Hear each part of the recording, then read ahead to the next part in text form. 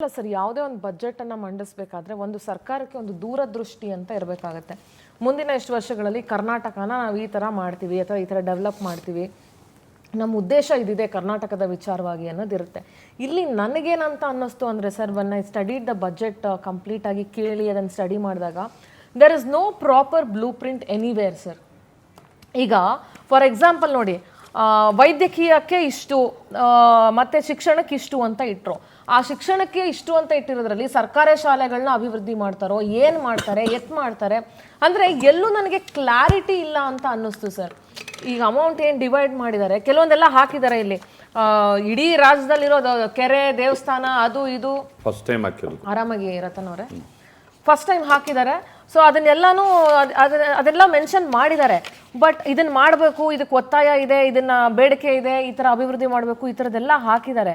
ಆದರೆ ಎಲ್ಲೂ ನನಗನ್ಸಿದ ಮಟ್ಟಕ್ಕೆ ಕ್ಲಾರಿಟಿ ಇಲ್ಲ ಅಂತ ಅನ್ನಿಸ್ತು ಸರ್. ಏನೋ ಇಂಥದಕ್ಕೆ ನಾವು ಇಷ್ಟಿಷ್ಟು ಅಂತ ಮಾಡಬೇಕು, ಮಾಡಿದ್ದೀವಿ, ಆ ಥರ ಮಾಡಿದ್ದಾರೆ ಅಂತ ನನಗನ್ನಿಸ್ತು ಸರ್. ನೀವೇನು ಹೇಳಿ? ಒಂದು ಇವರ ಮೇಲಿರುವ ಆರ್ಥಿಕ ಒತ್ತಡ ನಮಗೆ ಕಣ್ಣಿಗೆ ರಾಚುತ್ತೆ. ಎಸ್. ಮತ್ತು ಆ ಆರ್ಥಿಕ ಒತ್ತಡ ಇರೋದ್ರಿಂದ ಈ ಬಜೆಟ್ ಇಷ್ಟೇ ಮಾಡಕ್ಕಾಗದು. ಅಲ್ಲ ಸರ್, ಇದರಲ್ಲೇ ಕ್ಲಾರಿಟಿ ಕೊಡ್ಬೋದಿತ್ತಲ್ಲ ಸರ್? ಕೊಡ್ಬೋದಿತ್ತು. ಈ ಬಜೆಟ್ ಅಲ್ಲಿ ಇನ್ನೇನು ಮಾಡಕ್ಕಾಗೋದಿಲ್ಲ ನಿಮಗೆ.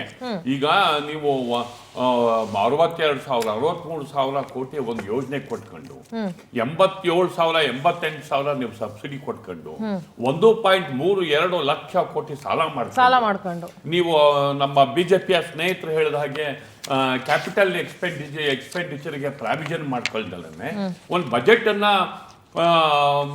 ಬರೀ ಪಾಪ್ಯುಲಿಸ್ಟಿಕ್ ಅಂಶದ ಮೇಲೆ ನಾನು ಚುನಾವಣೆಯಲ್ಲಿ ಭರವಸೆ ಕೊಟ್ಟಿದ್ದೆ ಅನ್ನೋ ಒಂದೇ ಒಂದು ಕಾರಣಕ್ಕೆ ನೀವು ಒಂದು ಬಜೆಟ್ ಅನ್ನು ಕೊಡ್ತೀರಾ ಅಂತಂದ್ರೆ ಆ ಬಜೆಟ್ ಅಲ್ಲಿ ಇಷ್ಟೇ ಆಗೋದು. ಈ ಬಜೆಟ್ ಅಲ್ಲಿ ಏನೋ ಈ ಸರಿ ಸುಪ್ರೀಂ ಕೋರ್ಟ್ ಆದೇಶ ಕೊಟ್ಟು ಗಣಿಗಾರಿಕೆಗೆ ನೀವು ಟ್ಯಾಕ್ಸ್ ಹಾಕೋದಕ್ಕೆ ನಿಮಗೆ ಅಧಿಕಾರ ಇದೆ ರಾಜ್ಯಗಳಿಗೆ ಅಂತ ಹೇಳಿದ್ರಿಂದ ಒಂದು 5,000 ಕೋಟಿ ಎಕ್ಸ್ಟ್ರಾ ಸಿಗ್ತಿದೆ ಅನ್ನೋದನ್ನ ಬಿಟ್ರೆ ಅಲ್ಲಿ ಬೇರೆ ಪ್ರಾವಿಷನ್ನೇ ಇಲ್ಲ. ಅದರಲ್ಲಿ ಉಳಿದ ಹಣದಲ್ಲಿ ಏನ್ ಮಾಡಕ್ಕಾಗುತ್ತೆ? ಅವರಿಗೆ ಏನು ಮಾಡಕ್ಕಾಗೋದಿಲ್ಲ. ಈಗ ನೋಡಿ, ಈಗ ನಾನು ಕುತ್ಕೊಂಡು ಎಣಿಸಿದೆ 300 ಕ್ಷೇತ್ರಗಳಲ್ಲಿ ದುಡ್ಡು ಕೊಟ್ಟವೆ. 20 ಲಕ್ಷ, 5 ಲಕ್ಷ, 1 ಕೋಟಿ, 2 ಕೋಟಿ ಅಂದ್ರೆ MLAಗಳ ಮೂಗಿಗೆ ತುಪ್ಪ ಸವರೋದು ಅಷ್ಟೇ. ಆ ಕ್ಷೇತ್ರಗಳಲ್ಲಿ ಬೇಜಾರಾಗ್ಬಿಟ್ಟಿದ್ದಾರೆ ನಮಗೆ ದುಡ್ಡಿಲ್ಲ ಅಂತ. ಅಟ್ಲೀಸ್ಟ್ ಬಜೆಟ್ ಅಲ್ಲಿ ನಿನ್ನ ಊರಿನ ರಸ್ತೆಗೆ, ನಿನ್ನ ಊರಿನ ಚರಂಡಿಗೆ, ಒಳಚರಂಡಿಗೆ, ತೋಟಗಾರಿಕೆ ನಾವು ಹಣ ಕೊಟ್ಟಿದ್ದೀವಿ ಅಂತ ತೋರಿಸ್ಕೊಡೋದಕ್ಕೆ ಆ ಹಣನ ಅಲಾಟ್ ಮಾಡಿದ್ದಾರೆ. ಹೀಗಾಗಿ ಈ ಬಜೆಟ್ ಅಲ್ಲಿ ಇಷ್ಟೇ ಮಾಡಕ್ಕಾಗೋದು, ಜಾಸ್ತಿ ಮಾಡೋದಕ್ಕೆ ಆಗೋದಿಲ್ಲ. ಈ ಬಜೆಟ್ ಅಲ್ಲಿ ನೀನು ಕ್ಯಾಪಿಟಲ್ ಎಕ್ಸ್ಪೆಂಡಿಚರ್ ಮಾಡು ಅಂತಂದ್ರೆ ಎಲ್ಲಿಂದ ಆಗುತ್ತೆ? ದುಡ್ಡು ಎಲ್ಲಿಂದ ತರ್ತಾರೆ ಸರ್? ಆಮೇಲೆ ಇನ್ನೊಂದು ಸರ್, ನಮ್ಮ ರಾಜ್ಯದ ಒಟ್ಟಾರೆ ಆದಾಯದಲ್ಲಿ 20% ಬರೀ ಸಾಲ ಮರುಪಾವತಿಗೆ. ಹೌದು ಸರ್, 20%. ಹೌದು, ಈಗಿರೋ ಸಿಸ್ಟಮ್ ಹಂಗಾಗಿದೆ. 1.32 ಲಕ್ಷ ಕೋಟಿ ಅಂದ್ರೆ ಸರಿಸುಮಾರು ಒಂದು 50,000 ಕೋಟಿ ಬಡ್ಡಿ ಕಟ್ಟಬೇಕು, ಬಡ್ಡಿ ಹೋಗುತ್ತೆ. ಹಿಂಗಾಗಿ ಬೇರೆ ದಾರಿ ಇಲ್ಲ. ಬೇರೆ ಟ್ಯಾಕ್ಸ್ ಹಾಕೋದಕ್ಕೆ ಸ್ಟೇಟ್ಗಳಿಗೆ ಪವರ್ ಇಲ್ಲ. ಈ ನೆಕ್ಸ್ಟ್ 16th ಫೈನಾನ್ಸ್ ಕಮಿಷನ್ ಪ್ರಕಾರ ನಮ್ಮ ಶೇರು ಸ್ವಲ್ಪ 4.102 ಇನ್ಕ್ರೀಸ್ ಆಗ್ತಾ ಇದೆ. ಆವಾಗ ಸೆಂಟ್ರಲ್ ಅವ್ರು ನಮಗೇನಾದ್ರು ರಿಲೀಸ್ ಮಾಡಿದ್ರೆ ಒಂದು 15,000 ಕೋಟಿ ಎಕ್ಸ್ಟ್ರಾ ಬರುತ್ತೆ ನೆಕ್ಸ್ಟ್ ಫೈನಾನ್ಸ್ ಕಮಿಷನ್ ಇಂದ ಅವ್ರು ಕೊಟ್ರೆ. ಈಗ ನೀವು ಬಜೆಟ್ ಅಲ್ಲಿ ನೋಡಿ, ಇಲ್ಲಿ ಈಸಿ, ಇದು ತುಂಬಾ ಜಾಣ್ತನದ ಬಜೆಟ್. ತುಂಗಭದ್ರಾ ಅಟೆಂಡ್ ಮಾಡಿದ್ದಾರೆ, ಆಮೇಲೆ ನೀವು ಮಹದಾಯಿ ಅಟೆಂಡ್ ಮಾಡಿದ್ದಾರೆ, ನೀವು ಆಲ್ಮಟ್ಟಿ ಜಲಾಶಯದ ಎತ್ತರನ ನಾವು ಏರಿಸ್ತೀವಿ ಅಂತ ಹೇಳಿದ್ದಾರೆ, ಆಮೇಲೆ ನೀರು ಅಲ್ಲಿ ರೆಡಿ ಇದೀವಿ ಅಂತ ಹೇಳಿದ್ದಾರೆ, ಅದಾದ್ಮೇಲೆ ಮಹದಾಯಿದು ಅಟೆಂಡ್ ಮಾಡಿದ್ದಾರೆ. ಎಲ್ಲ ಡಿಸ್ಪ್ಯೂಟೆಡ್, ಎಲ್ಲ ಈಗ ತಕ್ಷಣಕ್ಕೆ ದುಡ್ಡು ಕೊಡೋ ಯಾವುದು ಈಗ ಆಗೋ ಹೋಗೋದಲ್ಲ ಸರ್. ತಕ್ಷಣಕ್ಕೆ ದುಡ್ಡು ಕೊಡೋ ಅಂತ ಕಮಿಟ್ಮೆಂಟ್ಗಳು ಇಲ್ಲ. ಆಮೇಲೆ ಇನ್ನೊಂದು ಸರ್, ಇದ್ರಲ್ಲಿ ಎಲ್ಲುವೆ ಇನ್ನೊಂದು ಸರ್ ನಾನು ಹೇಳೋದು, ಕೆಲವೊಂದು ಈಗ ಲಾಸ್ಟ್ ಇಯರ್ ಬಜೆಟ್ ಅಲ್ಲಿ ಏನೇನ್ ಘೋಷಿಸಿದ್ರು ಅದ್ರಲ್ಲಿ ಎಷ್ಟು ವರ್ಕ್ ಕಂಪ್ಲೀಟ್ ಆಗಿದೆ, ಇನ್ ಎಷ್ಟು ಅದರದ್ದು ಬಾಕಿ ಇದೆ, ಈ ವರ್ಷದ್ದೇನೋ ಅದೆಲ್ಲವೂ ಮೆನ್ಷನ್ ಆಗ್ಬೇಕಾಗಿತ್ತು. ಅದು ಯಾವ್ದು ಮೆನ್ಷನ್ ಆಗಿಲ್ಲ. ಮತ್ತೆ ವರ್ಕ್ದು ಡೆಡ್ ಲೈನ್ ಇಲ್ಲ, ಮತ್ತೆ ರೋಡ್ ಮ್ಯಾಪ್ ಇಲ್ಲ, ಏನೂ ಇಲ್ಲ ಸರ್. ಅದು ಮೋಸ್ಟ್ ಇಂಪಾರ್ಟೆಂಟ್. ನೀವು ಈಗ ಲಾಸ್ಟ್ ಇಯರ್ ನೀವು ರೆವಿನ್ಯೂ ಕಲೆಕ್ಷನ್ಸ್ ಅನ್ನ ನೋಡ್ಕೊಳ್ಳಿ. ಲಾಸ್ಟ್ ಇಯರ್ ಅಲ್ಲಿ ನಾವು ಜನವರಿಗೆ ಅವರೇ ಕೊಟ್ಟಂಗೆ ಫೈನಾನ್ಸ್ ಡಿಪಾರ್ಟ್ಮೆಂಟೇ ರಿಲೀಸ್ ಮಾಡ್ದಂಗೆ 2,08,00,000 ಅನ್ನೋ ತೆರಿಗೆ ಸಂಗ್ರಹ ಆಗಬೇಕಾಗಿತ್ತು. ಅದರಲ್ಲಿ 1,55,000 1.55 ಲ್ಯಾಕ್ ರೆವಿನ್ಯೂನೇ ಸಂಗ್ರಹ ಆಗಿಲ್ಲ. ಅದಾದ್ಮೇಲೆ ಸ್ವಲ್ಪ 2 ತಿಂಗಳ ಸಂಗ್ರಹ ಆಗಿರ್ಬೋದು. ಅಲ್ಲಿಗೆ ನೀವು ಬಜೆಟ್ ಗಾತ್ರದಲ್ಲಿ ಸುಮಾರು 15,000 ರಿಂದ 20,000 ಶಾರ್ಟೇಜ್ ನಿಮಗೆ. ಅದನ್ನ ನೀವು ಎಲ್ಲಿಂದ ತರ್ತೀರಾ? ಸಾಲ ಮಾಡ್ಕೊಂಡು ತರ್ತೀರಾ, ಅಡ್ಜಸ್ಟ್ಮೆಂಟ್. ಇದು ಈ ಸರಿನೂ ಅಷ್ಟೇ ಆಗೋದು. ಈ ಸರಿ ನನಗೆ ತಿಳಿದ ಮಟ್ಟಿಗೆ ಈ ಬಜೆಟ್ ಅನ್ನ ಪ್ರೆಸೆಂಟ್ ಮಾಡೋ ಹೊತ್ತಿಗೆ ಮುಖ್ಯಮಂತ್ರಿ ಸಿದ್ದರಾಮಯ್ಯನವರು ಗ್ಯಾರಂಟಿಗಳ ಬಗ್ಗೆ ಒಂದು ವಾಸ್ತವ ಸತ್ಯದ ಸ್ಟೇಟ್ಮೆಂಟ್ ಅನ್ನು ಮಾಡಬೇಕಿತ್ತು. ಪ್ರತಿಪಕ್ಷಗಳನ್ನ ವಿಶ್ವಾಸ ತೆಗೆದುಕೊಂಡು ಗ್ಯಾರಂಟಿಗಳ ಬಗ್ಗೆ ನೀವು ಆಯ್ತು 2 ವರ್ಷ ಏನ್ ಪ್ರೋಗ್ರಾಮ್ ರದ್ದು ಮಾಡಿ ಅಂತಲ್ಲ, ನೀವು ಟಾರ್ಗೆಟೆಡ್ ನೀವು ಯಾರಿಗೆ ಟಾರ್ಗೆಟ್ ಮಾಡಿದ್ದೀರಾ? ಜಿನೈನ್ ಫಲಾನುಭವಿಗಳು ಯಾರು? ಈಗ ಮೊನ್ನೆ ಡೆಪ್ಟಿ ಚೀಫ್ ಮಿನಿಸ್ಟರ್ ಹೇಳಿದ್ರು ಸತ್ತೋಗಿ ಅಲ್ಲ, ಸತ್ತೋದವ್ರ ಅಕೌಂಟ್ಗೆ ಹೋಗ್ತಿದೆ ಗೃಹಲಕ್ಷ್ಮಿ ಹಣ 80 ಕೋಟಿ ಅಂದ್ರು, ಹೆಚ್ಚು ಕಮ್ಮಿ 100 ಕೋಟಿ ಅಂತ ತಿಳ್ಕೊಳ್ಳೋಣ. 100 ಕೋಟಿ 1 ವರ್ಷಕ್ಕೆ ಹೋದ್ರೆ 5 ವರ್ಷಕ್ಕೆ 500 ಕೋಟಿ ಹೋಯ್ತು. ನೀವು ಆ ಪ್ರೋಗ್ರಾಮು 2 ವರ್ಷ ಕೊಟ್ವಿ, ಇಲ್ಲಿ ನಮಗೆ ಇದ್ದವನ್ನ ಟಾರ್ಗೆಟ್ ಮಾಡಿದೀವಿ, ಟ್ಯಾಕ್ಸ್ ಕಟ್ಟೋದಿಗೆ ದುಡ್ಡು ಕೊಡ್ತಾ ಇಲ್ಲ, ಅಥವಾ APL ನವರಿಗೆ ನಾನು ದುಡ್ಡು ಕೊಡ್ತಿಲ್ಲ ಹೇಳಿ. ಅದನ್ನೇ ನಾನು ನಿಮ್ಗೆ ಹೇಳಕ್ ಬಂದೆ. There is no clarity in there. ಇದು ಒಂದು 2.5 ವರ್ಷ 3 ವರ್ಷ ಒಂದು ಪಾಪ್ಯುಲರ್ ಪ್ರೋಗ್ರಾಮು ಎಷ್ಟು ಮಟ್ಟಿಗೆ ಸಕ್ಸಸ್ಫುಲ್ ಆಗಿದೆ, ಎಷ್ಟು ಮಟ್ಟಿಗೆ ಇಲ್ಲ, ಮತ್ತು ಅದು ಲೂಪ್ ಹೋಲ್ಸ್ ಏನು, ಯಾವ ದಿಕ್ಕಲ್ಲಿ ನಾವು ಅದನ್ನು ಸ್ಟ್ರೀಮ್ಲೈನ್ ಆ ಯೋಜನೆ ಉಳಿಯೋ ದೃಷ್ಟಿಯಿಂದ ಹೇಳ್ತಿರೋದು ಅಂಥದ್ದೊಂದು ಸ್ಟೇಟ್ಮೆಂಟ್ ಮಾಡಿ ಅಲ್ಲಿಂದ ಹಣವನ್ನ ತಂದು ನೀವು ಕ್ಯಾಪಿಟಲ್ ವೆಚ್ಚ ಅಂತಲೋ ಅಥವಾ ಬೇರೆ ತಾಲೂಕುಗಳ ಡೆವಲಪ್ಮೆಂಟ್ ಅಂತಲೋ ಅಸೆಟ್ ಕ್ರಿಯೇಷನಿಗೆ ಅಂತಲೋ 25% 20% ಅಲ್ಲಿಂದ ತೆಗೆದುಬಿಟ್ಟು ನೀವು ಹಾಕಿದ್ರೆ ನಡೆದ್ಬಿಡೋದು. ಈಗೇನಾಗ್ತಿದೆ, ದುಡ್ಡು ಬರುತ್ತೆ, ಸಂಬಳಕ್ಕೆ ಹೋಗುತ್ತೆ, ಡೆವಲಪ್ಮೆಂಟಿಗೆ ದುಡ್ಡಿಲ್ಲ. ಆಲ್ರೈಟ್ ಸರ್, ಇನ್ನೊಂದು ನಾನು ಹೇಳಬೇಕು ಅಂದರೆ, ಎಲ್ಲೂ ನಾನು ಹೇಳಿದ್ನಲ್ಲ sir, there is no clarity. Road map ಆಗಲಿ, ಮತ್ತು ಇನ್ನೊಂದು ಸೋರಿಕೆ, ಎಷ್ಟು ಸೋರಿಕೆ ಆಗ್ತಿದೆ ಸರ್. ಆ ಸೋರಿಕೆಗಳನ್ನ ತಡೆ ಹಿಡಿದ್ರೇನೆ ಇವರ ಆದಾಯನ ವಾಪಸ್ ತಗೊಂಡಂಗೆ, ಅಂದ್ರೆ ಆದಾಯ ಉಳಿಸ್ದಂಗೆ ಇವರು, ಅದು ಅವ್ರಿಗೆ ಪ್ರಾಫಿಟೇನೆ. ಆದರೆ ಸೋರಿಕೆ ತಡೆಗೆ ಇಲ್ಲಿ ಏನೂ ಮಾಡಿಲ್ಲ. ಈ ಥರದ್ದು ಬೇಕಾದಷ್ಟು ಸಣ್ಣ ಪುಟ್ಟ ಹುಡುಕ್ತಾ ಹೋದ್ರೆ ಸರ್ ಲೂಪ್ ಹೋಲ್ಸ್ಗಳು ಬೇಕಾದಷ್ಟಿದೆ ಈ ಬಜೆಟನ್ನು ಗಮನಿಸ್ತಾ ಹೋದಾಗ. ಮತ್ತೆ ಇಲ್ಲೆಲ್ಲ ಜನ ಅನ್ಕೋಬೋದು, ನಮ್ಮೂರಿಗೆ ಇಷ್ಟೊಂದೆಲ್ಲ ಘೋಷಿಸ್ಬಿಟ್ಟಿದ್ದಾರೆ, ಇದೆಲ್ಲ ಮಾಡ್ಬಿಟ್ಟಿದ್ದಾರೆ, ನಮ್ಮೂರನ್ನ ಉದ್ಧಾರ ಮಾಡ್ಬಿಡ್ತಾರೆ, ಇಷ್ಟೆಲ್ಲ ಮಾಡ್ಬಿಡ್ತಾರೆ ಅಂತ. ಬಟ್ ಬರೆದಿಟ್ಕೋಬೇಕು ಸರ್, ಇದು ಯಾವುದು ಈ ಕಾಲಕ್ಕೆ ಆಗೋ ಹೋಗೋ ಅಂತ ಆಗುತ್ತೆ. ಸ್ವಲ್ಪ ಪೊಲಿಟಿಕಲ್ ಸ್ಟ್ರಾಂಗ್ ಇದ್ದವರು ಹೋಗಿ ದುಡ್ಡು ವಸೂಲಿ ಮಾಡ್ಕೊಂಡು ಮಾಡಿದ್ರೆ ಇಲ್ಲ ಅಂತಂದ್ರೆ ಮುಗೀತಲ್ಲ ಸರ್. ಈಗ ನೀವು ನೋಡಿ, ಇದರಲ್ಲಿ ಮಾತಾಡ್ಬೋದಲ್ವಾ? ಈಗ ಇಲ್ಲಿ ಈ ಬಜೆಟ್ ಕಾಪಿನಲ್ಲಿ ನಿಮಗೆ ಏನ್ ಹೇಳ್ತಾರೆ, ನೋಂದಣಿ ಮತ್ತು ಮುದ್ರಾಂಕ. ಎಷ್ಟನೇ ಕ್ಲಾಸ್ ಹೇಳಿ ಸರ್? ಇದು 181 ಪೇಜ್ ನಂಬರ್ 181. ಆದ್ರೆ ನಮಗೆ ಇಲ್ಲಿ ಬೇರೆ, ನೀವು ಅದ್ರಲ್ಲಿ ಪ್ರಿಂಟ್ ಹಾಕೊಂಡಿದ್ದೀರಾ? ಇಲ್ಲ, ಸೇಮ್ ಪೇಜ್.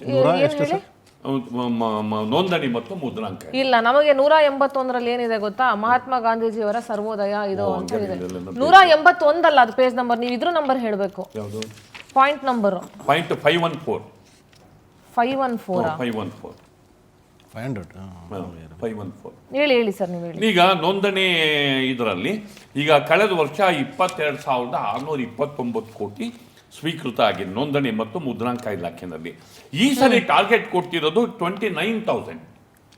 ಅಂದ್ರೆ ನೀವು 22,000ದಿಂದ 29ಕ್ಕೆ ಹೋಗ್ತಿರೋ 7,000 ಕೋಟಿ ನೀವು ಮುಲಾಜಿಲ್ಲದೆ ಅನಾಮತ್ತಾಗಿ ನೀವು ತಂದು ನಮ್ಮ ಟೇಬಲ್ ಮುಂದೆ ಇಡಬೇಕು ಅಂತ ಆಫೀಸರ್ಸ್ಗಳಿಗೆ ಹೆಂಗಾದ್ರೂ ಮಾಡಿ ಎಲ್ಲ ಇವ್ರ ಕೈಲೇ ಇಟ್ಕೊಂಡಿದೆ. ಅಂದ್ರೆ ಇಲ್ಲೇನ್ ಬಜೆಟ್ ಅಲ್ಲಿ ಏನ್ ಗೊತ್ತಾ, ನಾನು ಎಷ್ಟು 1,000 ಕೋಟಿನ ತಂದು ಕೊಡ್ತಾ ಇದ್ದೀನಿ. ಹಂಗಾದ್ರೇನು ಅಂದ್ರೆ ನೀವು ಬಜೆಟ್ ಪ್ರೆಸೆಂಟ್ ಆಗುತ್ತೆ, ಕ್ಲಿಯರ್ ಆಗುತ್ತೆ, ಏನಾಗುತ್ತೆ ಸರಿ. ನೆಕ್ಸ್ಟ್ ಏನಾಗುತ್ತೆ ಗೊತ್ತಾ, ಒಂದು ತಿಂಗಳಾದ್ಮೇಲೆ ಏಪ್ರಿಲ್ ಎಂಡಿಗೆ ಅಥವಾ ಏಪ್ರಿಲ್ ಆರಂಭಕ್ಕೆ ಏನಾಗುತ್ತೆ ಅಂತಂದ್ರೆ, ನಾವು stamps and registration price hike ಮಾಡಿದೀವಿ ಅಂತ ಸಪರೇಟ್ ನೋಟಿಫಿಕೇಶನ್ ಆಫ್ಟರ್ ಬಜೆಟ್ ಬರುತ್ತೆ. ಅಥವಾ ಈ ಸರಿ ಜಾಸ್ತಿ ನೀವು ಫೀಸು ಜಾಸ್ತಿ ಇರೋದ್ರಿಂದ ರಿಜಿಸ್ಟ್ರೇಷನ್ ಆಕ್ಟಿವಿಟಿ ಕಮ್ಮಿ ಆಗುತ್ತೆ ಅಂತ ಭೂಮಿಯ ಮುಖಬೆಲೆಯನ್ನ ಜಾಸ್ತಿ ಮಾಡಿದೀವಿ. ಫೇಸ್ ನೀವು ರಾಜಾಜಿನಗರದ ಭೂಮಿ ಇದೆ, ಗೌರ್ಮೆಂಟ್ ಧರ್ಮನ್ನ ಸ್ಕ್ವೇರ್ ಫೀಟಿಗೆ 10,000 ಇತ್ತು, 12,000. ನಿಮ್ ಪ್ರಾಪರ್ಟಿ ಇದು ರೇಟ್ ನಾವು ಖುಷಿ ಪಡೋದು, ನಮ್ದು ಮಾರ್ಕೆಟ್ ವ್ಯಾಲ್ಯೂ ಜಾಸ್ತಿ ಆಗೋಯ್ತು ಅಂತ. ಬಟ್ ರಿಜಿಸ್ಟ್ರೇಷನ್ ಕಾಸ್ಟ್ ಇನ್ಕ್ರೀಸ್ ಆಗುತ್ತಲ್ಲ. ಎಕ್ಸಾಕ್ಟ್ಲಿ, ಅದಕ್ಕೆ ಇಲ್ಲಿ ಪ್ರಾವಿಷನ್ ಮಾಡ್ಕೊಂಡಿದ್ದಾರೆ. ಈವನ್ ಇಲ್ಲಿ ಇನ್ನೊಂದು ಯಾವ್ದೋ ಮೋಟಾರು ವಾಹನ ಅದು ಅಷ್ಟೇ 26-27ಕ್ಕೆ 15,500 ಕೋಟಿ ಟಾರ್ಗೆಟ್ ಇಟ್ಕೊಂಡಿದ್ದಾರೆ. ಮತ್ತೆ ಗಣಿ ಮತ್ತು ಭೂವಿಜ್ಞಾನ ಸರ್, ಗಣಿ ಮತ್ತು ಭೂವಿಜ್ಞಾನ ಅವರಿಗೆ ವರ. ಗಣಿ ಮತ್ತು ಭೂವಿಜ್ಞಾನ ಮತ್ತು ಅಬ್ಕಾರಿ ಇದೆಯಲ್ವಾ, ಗಣಿಗೆ ನಿಮಗೆ ಟ್ಯಾಕ್ಸ್ ಹಾಕೋದಕ್ಕೆ ಪ್ರಾವಿಷನ್ ಇರ್ಲಿಲ್ಲ. ಈಗ ಕೋರ್ಟ್ ಗ್ರೀನ್ ಸಿಗ್ನಲ್ ಕೊಟ್ಟಿದೆ ಅಂತ ಹೇಳಿ 11,000 ಕೋಟಿ ಅಲ್ಲಿಂದ 2,000 ಕೋಟಿ ಈಗ ನೆಕ್ಸ್ಟ್ ಗೆ ಇವರು 3,000 ಕೋಟಿ ರಾಜಸ್ವ ಅದರಿಂದ ಅಂದಾಜು ಇಟ್ಕೊಂಡಿದ್ದಾರೆ. ರಾಜಸ್ವ 2,000 ಕೋಟಿ ದಂಡ, ಆಮೇಲೆ ಒಟ್ಟು 11,000 ಕೋಟಿ. ಅದು ಸ್ವಲ್ಪ ಈ ಸರಿ ಅವರಿಗೆ ಉಸಿರಾಡಕ್ಕೆ ಅವಕಾಶ ಕೊಟ್ಟಿದೆ. ಅಬ್ಕಾರಿನ ಟೋಟಲ್ ರಿವ್ಯಾಂಪ್ ಮಾಡ್ತಾ ಇದ್ದಾರೆ. ಟೋಟಲ್ ಎಲ್ಲಿವರೆಗೆ ಅಂತ ನೀವು ಡಿಸ್ಟಿಲರಿಗಳ ಆವರಣದಲ್ಲಿ ಕುತ್ಕೊಂಡು ಗುಂಡಾಕ್ಬೋದು, ಸೇಲ್ ಮಾಡ್ಬೋದು ಡಿಸ್ಟಿಲರಿಗಳು. But I don't think so it is a proper ಇದು ಅಂದ್ರೆ ದುಡ್ಡು ಎಲ್ಲರೂ ಬರ್ಲಿ. ಅಲ್ಲ ಸರ್, ಹೆಂಗಾದ್ರೂ ದುಡ್ಡು ಬರ್ಲಿ ಅಂತ ನೀವು ಲಾ ಅಂಡ್ ಆರ್ಡರ್ ಹದ್ಗೆಟ್ಕೊಂಡು ಹೋದ್ರೆ ಅವನೇನ್ ಗೊತ್ತಾ, ಡಿಸ್ಟಿಲರಿನ ರೆಸಾರ್ಟ್ ತರ ಮಾಡ್ಬಿಡ್ತಾನೆ ಸರ್. ಅಲ್ಲ ಸರ್, ವ್ಯವಸ್ಥೆನೇ ಹಾಳಾಗೋಗುತ್ತಲ್ಲ ಸರ್, ಅದೇ ಸಿಸ್ಟಮ್ ಹಾಳಾಗೋಗ್ಬಿಡುತ್ತಲ್ವಾ. ಡಿಸ್ಟಿಲರಿನ ರೆಸಾರ್ಟ್ ತರ ಮಾಡಿ ಹೋಲ್ಸೇಲಿಗೂ ಡಿಸ್ಟಿಲರಿಯಿಂದಲೇ ಹೋಗುತ್ತೆ.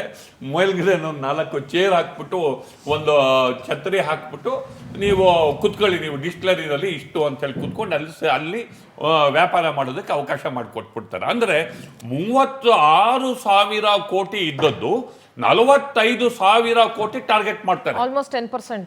ಅಂದ್ರೆ 9,000 ಕೋಟಿ 9,000 ಕೋಟಿ ಹೀಗೆ. ಅಂದ್ರೆ ಅದು ಬೇರೆ ಆರ್ಡರ್, ಅಗೈನ್ ಬೇರೆ ಆರ್ಡರ್. ಲೈಸೆನ್ಸ್ ಫೀಸ್ ಇನ್ಕ್ರೀಸ್ ಆಗುತ್ತೆ. ನೀವು ಆಮೇಲೆ ಲಿಕ್ಕರ್ ಎಕ್ಸ್ಟ್ರಾ ಲೈಸೆನ್ಸ್ ತಗೋಬೇಕಲ್ಲ ಅವಾಗ. ದರವನ್ನ ನಿಗದಿಪಡಿಸೋದು ಗೌರ್ಮೆಂಟ್ ಅಲ್ಲ, ಡಿಸ್ಟಿಲರೀಸ್ಗಳು ಉತ್ಪಾದಕರು. ಆಮೇಲೆ ಮದ್ಯದ ಪ್ರಮಾಣವನ್ನು ಆಧರಿಸಿ ರೇಟು. ಅಲ್ಲ, it is dangerous, it is not at all. ಅದೇ ಹೌದು, ಹೊಸ ಪಾಲಿಸಿ. ಇನ್ನೊಂದು ಪ್ರೊವಿಷನ್ ಮಾಡ್ಕೊಂಡು ರೇಟ್ ಏರ್ಸೋದನ್ನ ಯಾರು ಮ್ಯಾನುಫ್ಯಾಕ್ಚರರ್ ಇದಾರಲ್ಲ ಅಲ್ಲಿ ಏನಾಗುತ್ತೆ ಅಂತ ಹೇಳಿದ್ರೆ, ಅವ್ರು ₹1 ಏರ್ಸಿದ್ರೆ ಗೌರ್ಮೆಂಟಿಗೆ ₹2 ಇಂಡೈರೆಕ್ಟ್ ಆಗಿ ಗೌರ್ಮೆಂಟಿಗೆ ಬರುತ್ತೆ. ಅದರಿಂದಾಗಿ ಬಹಳ ಇಂಟೆಲಿಜೆಂಟ್ ಆಗಿ ಏನ್ ಮಾಡಿದ್ದಾರೆ, ರೇಟ್ ಅನ್ನ ಏರ್ಸುವಂತ. ಸರ್ ಹೇಳಿದ್ರು, ಇದು ನೋಂದಣಿ ಮತ್ತು ಮುದ್ರಾಂಕದಲ್ಲಿ 7,000 ಕೋಟಿ. ಅದನ್ನೇ ಹೇಳಿದ್ದು.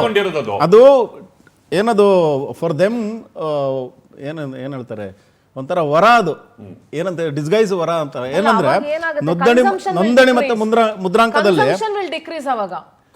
ಇವಾಗ ಹಂಗೆ ಈಗ ಕನ್ಸಂಪ್ಷನ್ ಡಿಕ್ರೀಸ್ ಆಗಿದ್ರು ಅವರು ಇದ್ರ ಪರ್ಸೆಂಟ್ ಸುಂಕ ಜಾಸ್ತಿ ಮಾಡ್ಕೊಂಡಿರೋದ್ರಿಂದ ಅವ್ರಿಗೆ ಪ್ರಾಫಿಟ್ ಬಂದಿದೆ. ಅದರಲ್ಲಿ ಕನ್ಸಂಪ್ಷನ್ ಇವಾಗ ಅಂದ್ರೆ compare to last year alcohol consumption percentage decrease ಆಗಿದೆ.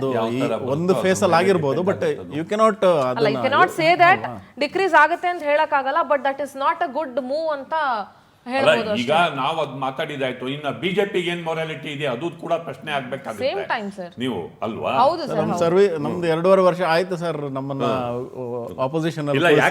ಇವಾಗ ನಾವು ಸರ್ಕಾರದ ಬಜೆಟ್ ಅವ್ರ ಬಗ್ಗೆ ಮಾತಾಡಬೇಕಾಗುತ್ತೆ.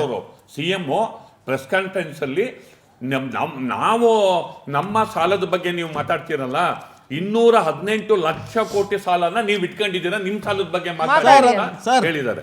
ಸಿದ್ದರಾಮಯ್ಯನವರ ಕಾಲಾವಧಿಯಲ್ಲಿ ಒಟ್ಟು ಟೋಟಲ್ ಸ್ವಾತಂತ್ರ್ಯ ನಂತರ ಆದಂತ 8.24 ಲ್ಯಾಕ್ ಸಾಲದಲ್ಲಿ ಸಿದ್ದರಾಮಯ್ಯನವರ ಅವಧಿಯಲ್ಲೇ 4.39 ಲ್ಯಾಕ್ ಕ್ರೋರ್ ಇನ್ನೊಂದು ಹೇಳ್ಬಿಡ್ತೀನಿ ನಾನು, ಇದಾಗಿದೆ, ಏನೋ ಸಾಲ ಆಗಿದೆ. ಅಂದ್ರೆ 51% ಅವರಿದ್ದಾಗಲೇ ಮಾಡಿದ್ದಾರೆ. Let me tell you one more thing. ಯಾವುದೇ ಸರ್ಕಾರಗಳು ಸಾಲ ಮಾಡದಲೇ ರಾಜ್ಯನಾಗಲಿ ದೇಶನಾಗಲಿ ಲಾಸ್ಟ್ 3 ವರ್ಷದಿಂದ 1 ಲಕ್ಷ ಕೋಟಿ ಪ್ರತಿ ವರ್ಷ 1 ಲಕ್ಷ ಕೋಟಿ ಚಿಲ್ಲರೆ ಮಾಡ್ತಾ ಇದ್ದಾರೆ. 3 ಲಕ್ಷ ಕೋಟಿ ಇದು ಹೆಚ್ಚು. Let me finish.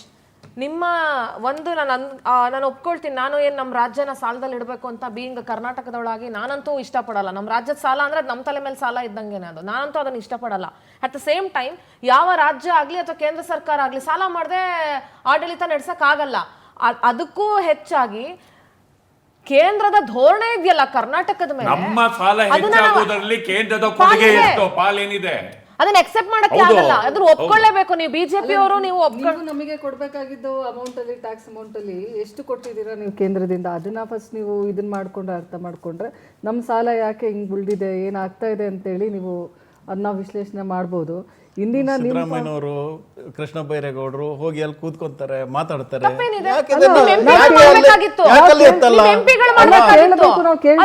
GST meeting ಸಿದ್ದರಾಮಯ್ಯನವರು ಬೈಕಾಟ್ ಮಾಡ್ತಾರೆ, ಹೋಗೋದೇ ಇಲ್ಲ. ಯಾಕೆ ಹೋಗಲ್ಲ? ಕಂಟಿನ್ಯೂಸ್ ಕೇಳ್ತಾನೆ ಇದ್ದೀವಿ ನಾವು, ಪ್ರಯತ್ನ ಟ್ಯಾಕ್ಸ್ ರೆವಲ್ಯೂಷನ್ UPA ಇವರಿದ್ದಾಗ ಎಷ್ಟು ಎಷ್ಟು ಬರ್ತಿತ್ತು? ನಮ್ಮ UPA 1, 2 ಅಲ್ಲಿ 32% ಬರ್ತಾ ಇತ್ತು. ಕರ್ನಾಟಕಕ್ಕೆ ಇವಾಗ ಬರ್ತಾ ಇರೋದು 42%. ನೀವೇ ಮಾಡಿಟ್ಟು ಹೋಗಿರುವಂತ ಒಂದು ವ್ಯವಸ್ಥೆ ನಾವು ಫಾಲೋ ಮಾಡ್ಕೊಂಡು ಮುಂದೆ ಹೋಗ್ತಾ ಇದೀವಿ. ಸ್ವಲ್ಪ ಜಾಸ್ತಿ ನಾವು ಕೊಟ್ಟಿದ್ದೀವಿ ಅಲ್ವಾ? ಕೇಳಿಸ್ಕೊಳ್ಳಿ, ದುರಂತ ಏನ್ ಗೊತ್ತಾ, ಯಾವುದೋ ಒಂದು ರಾಜ್ಯದ ಮುಖ್ಯಮಂತ್ರಿನೋ ಅಥವಾ ಇನ್ಯಾರೋ ಹೋಗಿ ಕೇಂದ್ರದ ಹತ್ರ ಬೇಡ್ಕೊಳ್ಬೇಕು ನಮ್ಮ ರಾಜ್ಯಕ್ಕೆ ಬರ್ಬೇಕಾಗಿರೋದು ಅಂತಂದ್ರೆ ಅದಕ್ಕಿಂತ ದೊಡ್ಡ ದುರಂತ ಕೇಂದ್ರದ ಪಾಲು ಇದೆ. ಸರ್, ಬಹುಪಾಲಿದೆ ಅನ್ನಿ. ನೋಡಿ ನಿಮ್ಮ 32% ಡೆವಲ್ಯೂಷನ್ ಕೇವಲ ಇಲ್ಲಿ ಡಬಲ್ ಇಂಜಿನ್ ಗವರ್ನಮೆಂಟ್ ಮಲತಾಯಿ ಧೋರಣೆ ಮಾಡ್ತಾ ಇದ್ದಾರೆ ಉಳಿದೆಲ್ಲ ಸ್ಟೇಟ್ ಗಳಿಗಿನ ನೀವು ಕಂಪೇರ್ ಮಾಡಿ. ಡಬಲ್ ಇಂಜಿನ್ ಸರ್ಕಾರವನ್ನ ತರಲಿಲ್ಲ ಕರ್ನಾಟಕದ ಜನ ಅಂದಿದ ಮಾತ್ರಕ್ಕೆ ಬರಗಾಲ ಬಂದಾಗ ಯಾವ ತರ ಕೇಂದ್ರ ಸರ್ಕಾರ ನಡೆಸ್ಕೊಳ್ತು ಕರ್ನಾಟಕನ ಅಂತ ರತನ್ ನೀವ್ ಏನೇ ಹೇಳ್ಬೋದು. ನೀವ್ ಹೇಳ್ತಿದ್ದೀರಾ ಬರಗಾಲದಲ್ಲಿ ದುಡ್ಡು ಕೊಟ್ಟಿಲ್ಲ ಅಂತ. 3,300 ಚಿಲ್ಲರೆ ಅದೇ ಕೋಟಿ ಚಿಲ್ಲರೆ ಸುಪ್ರೀಂ ದುಡ್ಡು ಕೋರ್ಟ್ ಹೋಗ್ ಬಂದ್ಮೇಲೆ. ಸುಪ್ರೀಂ ಕೋರ್ಟ್ ಅಲ್ಲ ಮೇಡಮ್, ನೋಡಿ ಚೀಮಾರಿ ನೋಡಿ, ಹಾಕಿದ್ಮೇಲೆ. ಆಯ್ತು ದುಡ್ಡು ಬಂದಿದೆಯಲ್ಲ, ಇವ್ರು ಇವಾಗ ಎಷ್ಟು ಖರ್ಚು ಅಲ್ಲ ಮಾಡಿದ್ದಾರೆ? ರೀ, 1 ರೂಪಾಯಿ ದುಡ್ಡೇನು ಅವ್ರ ಮನೆಯಿಂದ ತಂದು ಕೊಡ್ತಾರ, ಧರ್ಮಕ್ಕೆ ಕೊಡ್ತಾರ. 1 ರೂಪಾಯಿ ಆದ್ರೂ ಖರ್ಚು ಮಾಡಿದ್ದು ಅಲ್ಲ, ತೋರಿಸಿ ಧರ್ಮಕ್ಕೆ ನನಗೆ. ಕೊಡ್ತಾರ ದುಡ್ಡನ್ನ. 3,300 ಧರ್ಮಕ್ಕೆ ಕೊಡ್ತಾ ಇದಾರ. 300 ಚಿಲ್ಲರೆ ಕೋಟಿ. ರಾಜ್ಯದ ಬಗ್ಗೆ ದಯವಿಟ್ಟು 1 ರೂಪಾಯಿ ಹಿಂಗೆಲ್ಲ ಖರ್ಚೇ ಮಾಡಿಲ್ಲ. ಮಾತಾಡ್ಲೇಬೇಡಿ. ಎಲ್ಲಿ ತೋರಿಸಿ, ಎಲ್ಲಾದ್ರೂ ಇದೆಯಾ ಅದು? ಮಾತಾಡ್ಲೇಬೇಡಿ. ಎಲ್ಲಾದ್ರೂ ಇದೆಯಾ? ಅದನ್ನ ನೀವು ಪ್ರಶ್ನೆ ಮಾಡಿ ಖರ್ಚು ನಾವು ಪ್ರಶ್ನೆ ಮಾಡಿಲ್ಲ ಅಂದ್ರೆ, ಮಾಡಿದ್ದೀವಿ. ಆದ್ರೆ ಕೇಂದ್ರದ ಹತ್ರ ಹೋಗಿ ಭಿಕ್ಷೆ ಬೇಡ ಅಂತ ಹಣೆ ಬರೋ ಏನ್ರ ಇದೆ ನಾವು ಪ್ರಶ್ನೆ ರಾಜ್ಯಗಳಿಗೆ? ಮಾಡಿದ್ದೀವಿ ಅವ್ರು. ರಾಜ್ಯಗಳು ದುಡ್ಡು ಕೊಟ್ಟಿಲ್ಲ ಅಂದ್ರೆ ಕೇಂದ್ರ ಸರ್ಕಾರ ರಾಜ್ಯದ ವಿಚಾರದಲ್ಲಿ ಕೇಂದ್ರ ಸರ್ಕಾರದ ಧೋರಣೆಯನ್ನ ಅಕ್ಸೆಪ್ಟ್ ಮಾಡೋದಕ್ಕೆ ಸಾಧ್ಯನೇ ಇಲ್ಲ ಸರ್. ಮಲತಾಯಿ ಧೋರಣೆ ಹಾಗಂತ ಕಾಂಗ್ರೆಸ್ ಸರ್ಕಾರ ನಾನು ವಹಿಸ್ಕೊಳ್ತಲ್ಲ, ಕಾಂಗ್ರೆಸ್ ಇಂದನೂ ಏನಾಗ್ಬೇಕಾಗಿಲ್ಲ, ಬಿಜೆಪಿ ಇಂದನೂ ಏನಾಗ್ಬೇಕಾಗಿಲ್ಲ, ಆದ್ರೆ ರಾಜ್ಯದ ಮೇಲಿನ ಧೋರಣೆ ಇದೆಯಲ್ಲ ಅದನ್ನ ಅಕ್ಸೆಪ್ಟ್ ಮಾಡಕ್ ಆಗಲ್ಲ. ಎಸ್ ವೀಣಾಜಿ, ನಿಮ್ಮ ಬಜೆಟ್ ಬಗ್ಗೆ ಮಾತಾಡ್ತಾ ಇದ್ವಿ ನಾವು. ಎಲ್ಲೋ ಒಂದ್ ಕಡೆ ಸಿದ್ದರಾಮಯ್ಯ ಅವರು ಆರ್ಥಿಕ ಹೊರೆಯನ್ನ ತಲೆ ಮೇಲೆ ಇಟ್ಕೊಂಡು ಅಂದ್ರೆ ಗ್ಯಾರಂಟಿ ಭಾರವನ್ನ ತಲೆ ಮೇಲೆ ಇಟ್ಕೊಂಡು ಅಳದು ತೂಗಿ ಲೆಕ್ಕಾಚಾರ ಹಾಕಿ ಪೈಸಾ ಒಂದು ಕ್ಯಾಲ್ಕುಲೇಟ್ ಮಾಡಿಕೊಂಡು ಬಹಳ ಕಷ್ಟಪಟ್ಟು ಅಂದ್ರೆ ಇದನ್ನ ಓದು ಮುಗಿಸ್ಬಿಟ್ರೆ ಸಾಕಪ್ಪ ಅನ್ನೋ ಥರ ಇತ್ತು. ಏನಿಲ್ಲ ಆ ಥರ ಅದು ತಿಳ್ಕೊಂಡಿರೋದು ಒಂದು ತಪ್ಪು ತಿಳುವಳಿಕೆ. ನೀವು ಬಜೆಟ್ ನೋಡಿದ್ರೆ ಎಲ್ಲ ಒಂದು ಈಗ ಯೂತ್ಸ್ಗಾಗಿರ್ಬೋದು, ಶಾಲಾಗೆ ಆಗಿರ್ಬೋದು, ಆರೋಗ್ಯ ಬಿಟ್ಬಿಟ್ರಲ್ಲ, ಯುವ ನಿಧಿ ನಾವು ಕೊಡ್ತಾ ಇದೀವಲ್ಲ, ಅದನ್ನ ಇಂಪ್ಲಿಮೆಂಟ್ ಮಾಡ್ಬೇಕಲ್ಲ. ಇಂಪ್ಲಿಮೆಂಟ್ ಮಾಡ್ಬೇಕು. ಯಾಕೆ ಮಾಡಿಲ್ಲ 3 ವರ್ಷ ಆದ್ರೂ? ಅದು ಕೆಲವೊಂದು ಕಡೆ ಮಾಡಿದ್ದಾರೆ, ಆದ್ರೆ ಪೂರ್ಣ ಪ್ರಮಾಣದಲ್ಲಿ ಮಾಡಬೇಕು ಅಂತಂದ್ರೆ ಇವಾಗ ನಮಗೆ ಬಜೆಟ್ ಅಲ್ಲಿ ಯುವ ನಿಧಿನ ಬಿಟ್ಟೇ ಬಿಟ್ಟಿದ್ದೀರಿ. ಇಲ್ಲ, ಕಾಲಾವಕಾಶ ಬೇಕಾಗಿರೋದ್ರಿಂದ ನಾವು ಪ್ರಾಮಿಸ್ ಮಾಡಿದಂಥ ಎಲ್ಲ 5 ಗ್ಯಾರಂಟಿಗಳಲ್ಲಿ ಎಲ್ಲ ಗ್ಯಾರಂಟಿಗಳನ್ನು ಮಾಡಿದ್ವಿ. ಇದನ್ನು ಕೂಡ ಮಾಡ್ತೀವಿ ನಮ್ಮ ಅವಧಿಯಲ್ಲೇ. ನಾವು ಮಾತಿಗೆ ತಪ್ಪದವ್ರಲ್ಲ ಇವತ್ತೂ ಕೂಡ. ಇವಾಗ ಸಾಕಷ್ಟು ವಿಷಯಗಳು ಕೇಂದ್ರನೂ ಕೂಡ ಇವತ್ತು ಪ್ರಾಮಿಸ್ ಮಾಡುತ್ತೆ. ಸಾಕಷ್ಟು ಬಡ್ಜೆಟ್ಗಳಲ್ಲಿ ನಾವು ಕೊಡ್ತೀವಿ ಅಂತ ಹೇಳುತ್ತೆ, ಎಲೆಕ್ಷನ್ಗಳನ್ನು ಹೇಳ್ತಾರೆ. ಅದರಲ್ಲಿ ಎಷ್ಟು ಪ್ರಾಮಿಸ್ನ ಅವರು ಇಲ್ಲ ನಾವು ಆ ಹಾದಿಯಲ್ಲಿ ನಡೆಯೋರಲ್ಲ. ಇವತ್ತು ನಮ್ಮದೇ ಆದಂಥ ಹಾದಿಯಲ್ಲಿ ನಡೆದ ಸರ್ಕಾರ ಇವತ್ತೂ ಕೂಡ, ಹಿಂದೂ ಅದೇ ಇತ್ತು, ಇವತ್ತೂ ಕೂಡ ಅದೇ ಇದೆ. ಇವತ್ತು ಎಲ್ಲರ ಪರವಾಗಿ, ಮಹಿಳೆಯರ ಪರವಾಗಿ ಆಗಿರ್ಬೋದು, ಕೃಷಿಕರ ಪರವಾಗಿ ಆಗಿರ್ಬೋದು, ಆರೋಗ್ಯದ ಪರವಾಗಿ ಆಗಿರ್ಬೋದು, ಎಲ್ಲ ಒಂದು ಒಳಗೊಂಡಂಥ ಬಡ್ಜೆಟ್ ಇದು. ಒಂದು ಖುಷಿದಾಯಕ ಬಡ್ಜೆಟ್. ಜೊತೆಗೆ ಇವತ್ತು ಗ್ಯಾರಂಟಿಗಳನ್ನು ನಾವೆಲ್ಲೂ ಕೈ ಬಿಟ್ಟಿಲ್ವಲ್ಲ. ಇವತ್ತು ನಮಗೆ ಆಗಲ್ಲಪ್ಪ, ನಾವು ಮಾಡೋದಕ್ಕೆ ಸಾಧ್ಯ ಇಲ್ಲ, ಕೊಡೋದಕ್ಕೆ ಸಾಧ್ಯ ಇಲ್ಲ ಅಂತ ಕೈ ಬಿಟ್ಟಿಲ್ಲ. ಹೊರೆ ಅಂತ ಅಲ್ಲ ಇದು, ಎಲ್ಲವನ್ನ ನಾವು ಇವತ್ತು ಸರಿದೂಗಿಸ್ಕೊಂಡು ಈ ಒಂದು ಇವ್ರು ಹೇಳಿದರು ಸಾಲ ಜಾಸ್ತಿ ಆಗ್ತಾ ಇದೆ ಅಂತ, ಅದು ಹೊರೆನೂ ಜಾಸ್ತಿ ಮಾಡಬಾರ್ದಲ್ಲ ನಾವು. ಆ ಒಂದು ನಿಟ್ಟಿನಲ್ಲಿ ಇವತ್ತು ಸಂಪೂರ್ಣವಾದಂಥ ಬಡ್ಜೆಟನ್ನು ಮಾನ್ಯ ಮುಖ್ಯಮಂತ್ರಿಗಳು ಇವತ್ತು ಘೋಷಣೆ ಮಾಡಿದ್ದಾರೆ. ಇದು ಎಲ್ಲ ಒಂದು ಎಲ್ಲ ವರ್ಗದವ್ರಿಗೂ ಕೂಡ ಒಂದು ಖುಷಿ ತಂದಂಥ ಬಡ್ಜೆಟ್ ಅಂತ ಹೇಳ್ಬೋದು. ಬಟ್ ಸಮೀವುಲ್ಲಾ ಸರ್, ಒಳಾಡಳಿತ ಮತ್ತು ಸಾರಿಗೆಗೆ ಹೆಚ್ಚು ಕಮ್ಮಿ 2,500 ಕೋಟಿ ಜಾಸ್ತಿ ಅಲೋಕೇಟ್ ಮಾಡಿದ್ದಾರೆ ಈ ವರ್ಷ, ಕಳೆದ ವರ್ಷಕ್ಕಿಂತ.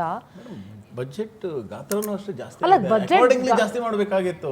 ಯಾವುದನ್ನು ನನ್ನ ಪ್ರಕಾರ ಆರೋಗ್ಯಕ್ಕೆ ಆರೋಗ್ಯ ಮತ್ತು ಆಹಾರ ಜಾಸ್ತಿ ಮಾಡಬೇಕಾಗಿತ್ತು. ಆಸ್ಪತ್ರೆಗಳನ್ನ ಅಪ್ಗ್ರೇಡೇಷನ್ಗೆ ಆರೋಗ್ಯ, ಕುಟುಂಬ ಕಲ್ಯಾಣ ಮತ್ತು ಆಹಾರ ಮತ್ತು ನಾಗರಿಕ ಸರಬರಾಜು ಇಲಾಖೆಗೆ ಅತಿ ಹೆಚ್ಚು ಎಕ್ಸ್ಪೆಕ್ಟ್ ಮಾಡಿದ್ದು ಈ ಬಜೆಟ್ ಇಂದ ನಾನು ಎಕ್ಸ್ಪೆಕ್ಟ್ ಮಾಡಿದ್ದು ಒಂದು ಪ್ರಾದೇಶಿಕ ಅಸಮತೋಲನ ನಿವಾರಣೆಗೆ ಗೋವಿಂದರಾವ್ ಕಮಿಟಿ ಮತ್ತು 172 ತಾಲೂಕುಗಳು, ಉತ್ತರ ಕರ್ನಾಟಕದ 172 ತಾಲೂಕುಗಳು ಅತಿ ಹಿಂದುಳಿದಿವೆ ಅಂತೇಳಿ ಗುರುತಿಸ್ಬಿಟ್ಟು ತಾಲೂಕ್ ವೈಸ್ ರಿಪೋರ್ಟ್ ಅನ್ನ ಅವರು ಮುಖ್ಯವಾಗಿ ಕೊಟ್ಟಿದ್ರು. ಅದನ್ನ ದೃಷ್ಟಿಯಲ್ಲಿ ಇಟ್ಕೊಂಡು ಆ ಭಾಗದ ಕೆಲವು ತಾಲೂಕುಗಳಿಗೆ ಒಂದು ಆಕ್ಷನ್ ಪ್ಲಾನ್ ಅನ್ನ, ಒಂದು ಪ್ಯಾಕೇಜ್ ಅನ್ನ ಈ ಬಜೆಟ್ ಅಲ್ಲಿ CM ಅನೌನ್ಸ್ ಮಾಡ್ತಾರೆ ಅಂತ ನಾನು ತಿಳ್ಕೊಂಡಿದ್ದೆ. ಇದ್ರಲ್ಲಿ ಪ್ರಾಸ್ತಾಪ ಮಾಡಿದ್ದಾರೆ, ಆದ್ರೆ ಯಥಾ ಪ್ರಕಾರ ಹಣದ ಕೊರತೆಯಿಂದ ಅನೌನ್ಸ್ ಮಾಡೋಕ್ಕಾಗಿಲ್ವೋ, ಅಥವಾ ಶಾಸಕರು ಎಲ್ರಿಗೂ ಕೂಡ ಮೂಗಿಗೆ ತುಪ್ಪ 1,000 ರೂಪಾಯಿ ಅಂತ ಅನಿವಾರ್ಯತೆ ಅವರಿಗೆ ಒಳಗಾಗಿದ್ದರಿಂದ ಅದಕ್ಕೆ ಅನೌನ್ಸ್ ಮಾಡೋಕ್ಕಾಗಿಲ್ವೋ ಅಥವಾ ಈಗ ಆಲ್ರೆಡಿ ಅನೌನ್ಸ್ ಮಾಡಿರುವ ಜಾಗದಲ್ಲಿ ಉತ್ತರ ಕರ್ನಾಟಕದಲ್ಲಿ ಕೆಲವು ತಾಲೂಕುಗಳು ಸೇರಿವೆ, ಆದ್ದರಿಂದ ಅದರಲ್ಲಿ ಇರ್ಬೋದೇನೋ ಅಂತ ಏನಾದ್ರು ಮಾಡಿಲ್ವೋ ಗೊತ್ತಿಲ್ಲ. ಎರಡನೇದು ಉದ್ಯೋಗ ಮೀಸಲಾತಿ ಕುರಿತಂತೆ ಉದ್ಯೋಗ ಎಂಪ್ಲಾಯ್ಮೆಂಟ್ ಜನರೇಷನ್ ಕುರಿತಂತೆ ಏನಾದರೂ ಈಗ ಹೊಸ ತಲೆಮಾರು ಹುಬ್ಳಿನಲ್ಲಿ ಗಲಾಟೆ ಮಾಡಿದ್ರು ಹುಡುಗರೆಲ್ಲ ಜನ್ಸಿ ಅವರು, ಅದು ವೆರಿ ಅಲಾರ್ಮಿಂಗ್ ಅಂಡ್ ಅಲರ್ಟಿಂಗ್. ಅಲ್ಲ, ಅದನ್ನ ಕನ್ಸಿಡರ್ ಮಾಡಿದೆ ಸರ್ ಗವರ್ನಮೆಂಟ್, ಎದುರ್ಕೊಂಡಿದ್ದಾರೆ, ಅದನ್ನ ಕನ್ಸಿಡರ್ ಮಾಡಿದ್ದಾರೆ. ಎಲ್ಲ ಮಾಡ್ತೀನಿ ಅಂತ 54,000 ಹುದ್ದೆಗಳನ್ನ ನೇಮಕ ಮಾಡ್ತೀನಿ ಅಂತ ಹೇಳಿದ್ದಾರೆ. ಆ ನೇಮಕಾತಿ ಅದು ಪರಿಶಿಷ್ಟ ಜಾತಿಯ ಒಳ ಮೀಸಲಾತಿಯ ಕಾರಣಕ್ಕೆ ನೆನೆಗುದಿದೆ. ಅದಿನ್ನು ಕ್ಯಾಬಿನೆಟ್ ಅಲ್ಲಿ ಗಲಾಟೆ ಆಗಿದೆ. ಮುಖ್ಯಮಂತ್ರಿನೇ ಕೋಪ ಮಾಡ್ಕೊಂಡು ಎದ್ದೋಗಿದ್ದಾರೆ ಕ್ಯಾಬಿನೆಟ್ ಇಂದ. ಆಯ್ತಾ, ಅದು ಸಾಲದದು. 2.8 ಲಕ್ಷ ಹುದ್ದೆಗಳಿಗೆ ಖಾಲಿ ಇದೆ. ಆ ಖಾಲಿ ಇರೋ ಹುದ್ದೆಗಳನ್ನ ನೀವೆಲ್ಲ ಗ್ಯಾರಂಟಿಗೆ ಮತ್ತಿತರಿಗೆ ಕೊಟ್ಬಿಟ್ಟು ಸಂಬಳಕ್ಕೆ ದುಡ್ಡಿಲ್ಲ ಅನ್ನೋ ಕಾರಣಕ್ಕೆ ನೀವು ಅಪಾಯಿಂಟ್ಮೆಂಟ್ ಪ್ರಕ್ರಿಯೆ ಸ್ಟಾರ್ಟ್ ಮಾಡಿದಾರಲ್ಲ. 54,000 ಕೊಟ್ಟು ಅಲ್ಲ, ಅದು ಯಾವ ಮೂಲೆಗೆ? ಸಮುದ್ರ ಮಾಡಂಗಿಲ್ಲ, ಅದು ಗಲಾಟೆ ಆಗಿದೆ. ಎಡ ಮತ್ತು ಬಲ ಇವಾಗ ನೋಡಿ, ಅದು ಪ್ರಕ್ರಿಯೆ ಆರಂಭ ಆಗಿದೆ. ಅದ್ರ ಜೊತೆಗೇನೆ ನೀವೇನು ಉದ್ಯೋಗ ಅವಕಾಶಗಳನ್ನ ಕಲ್ಪಿಸ್ತಾ ಇಲ್ಲ ಅಂತ ಹೇಳಿದ್ರಿ. ಇವಾಗ ಸ್ಕಿಲ್ ಡೆವಲಪ್ಮೆಂಟ್ ಅನ್ನ ನಾವು ಇಂಪ್ರೂವ್ ಮಾಡೋದಕ್ಕೋಸ್ಕರ ಉತ್ತರ ಕರ್ನಾಟಕದಲ್ಲಿ ಸ್ಕಿಲ್ ಡೆವಲಪ್ಮೆಂಟ್ ಅಲ್ಲಿ ಸರಿಯಾಗಿ ಬಳಕೆ ಮಾಡ್ಕೊಳ್ದೆ ಹಣ ಹಂಗೆ ಬಿದ್ದಿದೆ ಅಲ್ಲಿ. ಇವಾಗ ಅದನ್ನ ಟ್ರೈನಿಂಗ್, ಅದೇ ಸ್ಕಿಲ್ ಡೆವಲಪ್ಮೆಂಟ್ ಅಲ್ಲಿ ಅದನ್ನ ಸ್ಕಿಲ್ ಡೆವಲಪ್ಮೆಂಟ್ ನ ಉಪಯೋಗಿಸ್ಕೊಳ್ಳೋ ಸ್ಕಿಲ್ಲೇ ಇಲ್ಲ. ಅದು ಯಾರು ಸಂಬಂಧಪಟ್ಟವ್ರು ಇದಾರೋ ಅವ್ರಿಗೆ ಅಲ್ಲಿ ಹಣ ಹಂಗೆ ಕೊಳಿತಾ ಬಿದ್ದಿದೆ. ಹಲವಾರು ಲಾಸ್ಟ್ ಟೈಮ್ ಅನೌನ್ಸ್ ಮಾಡಿರುವಂಥದ್ದು ಇನ್ನೂ ಖರ್ಚೆ ಮಾಡಿಲ್ಲ. ನಾನು ಆವಾಗಲೇ ಹೇಳಿದೆ ನಿಮಗೆ, ಕ್ಯಾಪಿಟಲ್ ಎಕ್ಸ್ಪೆಂಡಿಚರ್ಗೆ 71,000 ಕೋಟಿ ಅಲಾಟ್ ಮಾಡಿ 34,000 ಕೋಟಿ ಖರ್ಚು ಮಾಡಿದ್ದಾರೆ. ಇದು ಎಲ್ಲ ಇಲಾಖೆಯಲ್ಲೂ ಇದೇ ತರ ಆಗಿದೆ. ಇನ್ಫ್ರಾಸ್ಟ್ರಕ್ಚರ್ ಕೂಡ ಇಂಪ್ರೂವ್ ಆಗ್ತಾ ಇದೆ. ಇಂಪ್ರೂವ್ ಆಗ್ತಾ ಇಲ್ಲ ಅಂತಲ್ಲ, ಈ ಬಜೆಟ್ ಅಲ್ಲಿ ಸಾಕಷ್ಟು ಇನ್ಫ್ರಾಸ್ಟ್ರಕ್ಚರ್ಗಾಯಿತು, ಇವತ್ತು ಉದ್ಯೋಗ ಅವಕಾಶಗಳನ್ನು ಒಂದು ಸೃಷ್ಟಿ ಮಾಡೋದಕ್ಕಾಯಿತು. ಇವತ್ತೇನು ನಾವು ಬೇರೆ ಬೇರೆ ಒಂದು ಇಂಡಸ್ಟ್ರಿಯನ್ನು ತರೋದಕ್ಕೋಸ್ಕರ ಹಾಗೂ ಎರಡನೇ ಒಂದು ವಿಮಾನ ನಿಲ್ದಾಣವನ್ನು ಈ ಥರ ಇವತ್ತು ನಮ್ಮ ಕರ್ನಾಟಕ ಇನ್ಫ್ರಾಸ್ಟ್ರಕ್ಚರಿಂದ ಡೆವಲಪ್ಮೆಂಟಿಂದ ಹಿಂದೆ ಇದೆ ಅಂತ ಅಲ್ಲ. ಖಂಡಿತವಾಗ್ಲೂ ಇವತ್ತು 7,000 ಕೋಟಿ ಏನೋ ಇವತ್ತು ಬೆಂಗಳೂರು ಅಭಿವೃದ್ಧಿಗೋಸ್ಕರ. ನನ್ನ ಪ್ರಕಾರ ಹಾಸ್ಪಿಟಲ್ಗಳ ಇನ್ಫ್ರಾಸ್ಟ್ರಕ್ಚರ್ಗೆ ನನಗೇನೋ ಅದ್ರ ಮಾಹಿತಿ ಸಿಗ್ಲಿಲ್ಲ ಸರ್. ರೊಟೀನ್ ಅಲಾಟ್ಮೆಂಟ್ ಅಷ್ಟು ಬಿಟ್ರೆ ಬೇರೆ ಏನು ಸ್ಪೆಷಲೈಸ್ಡ್ ಈಗ ಎಷ್ಟೋ ಇದರಲ್ಲಿ ಅಪ್ಗ್ರೇಡೇಷನ್ ಇನ್ ದ ಸೆನ್ಸ್, ಈಗ MRI ಸ್ಕ್ಯಾನಿಂಗ್ ಸೆಂಟರ್ಗಳು ಬೇಕು, ಡಯಾಲಿಸಿಸ್ ಸೆಂಟರ್ಗಳು ಬೇಕು, ಮತ್ತೆ ಅದರ ಬೆಡ್ಸ್ಗಳು ಬೇಕು. ತಾಯಿ ಮಕ್ಕಳ ಆಸ್ಪತ್ರೆಗಳಲ್ಲಿ ಅಲ್ಲಿ ಫೆಸಿಲಿಟಿನೇ ಇಲ್ಲ, ಸ್ಕ್ಯಾನಿಂಗ್ ಸೆಂಟರ್ಗಳ ದುಡ್ಡೇ ಇಲ್ಲ. ಸೊ ಈ ರೀತಿಯಾದಂತ ಸಮಸ್ಯೆಗಳು ಇರ್ಬೇಕಾದ್ರೆ ವೀಣಾಜಿ, ಸೊ ನಿಮ್ಮ ಬಜೆಟ್ ಅಲ್ಲಿ ನನಗೇನಂತ ಅನ್ಸ್ತು ಅಂದ್ರೆ ಎಲ್ಲೂ ಕೂಡ ಕ್ಲಾರಿಟಿ ಇಲ್ಲ ಬಜೆಟ್ ಅಲ್ಲಿ. ಲೈಕ್ ಬ್ಲೈಂಡ್ ಆಗಿ ಇದ್ ಮಾಡ್ಕೊಂಡು ಹೋಗೋದು ಅಂತಾರಲ್ಲ ಅಲೋಕೇಶನ್, ಆ ತರ there is no proper blue print for anything ಅಂತ. ಕೆಲವೊಂದು ಕಡೆ ಈಗಾಗಲೇ ಇದನ್ನ ಅಲ್ಲಿ ಅಪ್ಲಿಕೇಬಲ್ ಕೂಡ ಮಾಡ್ತಾ ಇದ್ದಾರೆ. ಜಿಲ್ಲಾ ವೈಸ್ ನೀವೇನು ತಾಯಿ ಮಕ್ಕಳ ಹಾಸ್ಪಿಟಲ್ ಅಂತ ಹೇಳಿದ್ರಿ, ಒಂದು 100 ಬೆಡ್ಡಿನ ಹಾಸ್ಪಿಟಲ್ ಆಗಿರ್ಬೋದು. ಇವತ್ತು ಕೆಲವೊಂದು ಕಡೆ MRI ಸ್ಕ್ಯಾನಿಂಗ್ದು ಒಂದು ನೆಸೆಸರಿ ಇದೆ ಅಂತ ಹೇಳಿದ್ರಿ. ಇವತ್ತು ಎಲ್ಲ ಕಡೆನೂ ಕೂಡ ಅದರದ್ದು ಇಂಪ್ಲಿಮೆಂಟೇಷನ್ ಮಾಡೋದಕ್ಕೋಸ್ಕರ ಈಗಾಗಲೇ ಪ್ರಿಪ್ರೇಷನ್ ನಡೆದಿದೆ. ಹಾಸ್ಪಿಟಲ್ಸ್ ನೀವೇನು ಹೇಳಿದ್ರಿ ಆಗ್ತಾ ಇದೆ ಎಲ್ಲ. ಪ್ರಶ್ನೆ, how many years for preparations ಹೇಳಿ. ಈಗ ಲಾಸ್ಟ್ ಇಯರ್ ಅಲ್ಲೂ ಆರೋಗ್ಯ ಇಲಾಖೆಗೆ ಅಪ್ಗ್ರೇಡೇಷನ್ ಆಫ್ ದ ಹಾಸ್ಪಿಟಲ್ಸ್ ಹೇಳಿದ್ರು ಅನ್ಕೊಳ್ತೀನಿ ರತನ್ ಅವರೇ. ಲಾಸ್ಟ್ ಇಯರ್ ಬಜೆಟಲ್ಲೂ ಅದನ್ನು ಮೆನ್ಷನ್ ಮಾಡಿದ್ರು. ಆದರೆ ಅದು ಎಲ್ಲೂ ನಾನಂತೂ ಕಂಡ್ಲಿಲ್ಲ. ಈಗ ನಾನು ನಿಮ್ಮ ಭಾಗದ ಉತ್ತರ ಕರ್ನಾಟಕ ಭಾಗದ ಹಾಸ್ಪಿಟಲ್ಸೇ ತಗೊಂಡ್ರೆ ನೀವು ಕಾಂಗ್ರೆಸ್ ವಕ್ತಾರೆ ಅನ್ನೋದನ್ನ ಒಂದು 5 ನಿಮಿಷಕ್ಕೆ ಮರ್ತು ಬಿಡಿ. ನೀವೇ ಹೇಳಿ, ನಿಮ್ಮ ಸುತ್ತಮುತ್ತ ಭಾಗದ ಜಿಲ್ಲಾಸ್ಪತ್ರೆಗಳು, ತಾಲೂಕು ಆಸ್ಪತ್ರೆಗಳ ಪರಿಸ್ಥಿತಿ ಹೇಗಿದೆ ನೀವೇ ಹೇಳಿ. ಇಂಪ್ರೂವ್ಮೆಂಟ್ ಆಗಬೇಕಾಗಿಲ್ಲ ಅಂತಲ್ಲ, ಅಲ್ಲಿ ಸಾಕಷ್ಟು ಇನ್ನೂ ಸೌಲಭ್ಯಗಳ ಕೊರತೆ ಇದೆ, ಅದನ್ನು ಕೂಡ ಕಂಪ್ಲೀಟ್ ಮಾಡಬೇಕಾಗಿದೆ. ಇವತ್ತು ನಮ್ಮ ಸರ್ಕಾರ ಏನು ಒಂದು ಪ್ಲಾನನ್ನು ಇಟ್ಕೊಂಡಿದೆ, ಇವತ್ತು ಯಾವ ರೀತಿ ಸರ್ಕಾರಿ ಹಾಸ್ಪಿಟಲ್ಗಳನ್ನು ಅಪ್ಗ್ರೇಡೇಷನ್ ಮಾಡಬೇಕಂತ ಇದೆ, ಹಂತವಾಗಿ ನಾವು ಎಲ್ಲ ಒಂದು ಸ್ಟ್ರಕ್ಚರಲ್ಲೂ ಕೂಡ ನಿಭಾಯಿಸಬೇಕಾಗಿರೋದ್ರಿಂದ ಖಂಡಿತವಾಗ್ಲೂ ಒಂದು ನಮ್ಮ ಕಡೆಯಿಂದ ನಾವೇನು ಡೆವಲಪ್ಮೆಂಟ್ ನೀವು ಹೇಳಿದ್ರಲ್ಲ, ಸ್ಕ್ಯಾನಿಂಗ್ ಮಿಷಿನ್ಸು MRI, ಅದು ಖಂಡಿತವಾಗ್ಲೂ ಈ 5 ವರ್ಷದಲ್ಲೇ ಎಲ್ಲ ಹಾಸ್ಪಿಟಲ್ಸಲ್ಲೂ ಬರುತ್ತೆ.